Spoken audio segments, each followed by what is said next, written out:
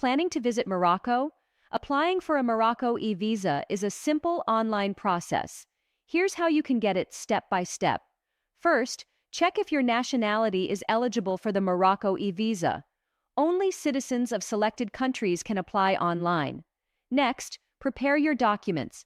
You'll need a passport that is valid for at least 6 months, a recent passport-size photograph, and any additional documents required based on your nationality.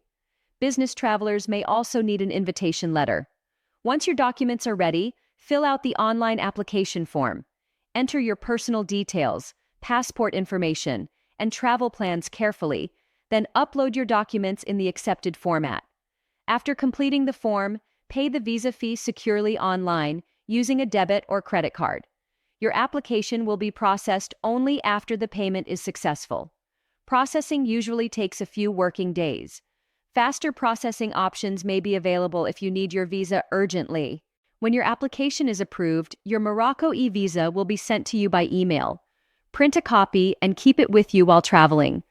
The Morocco eVisa is valid for up to 180 days and allows a stay of up to 30 days in the country. And that's it. A quick, easy, and fully online way to get your Morocco eVisa.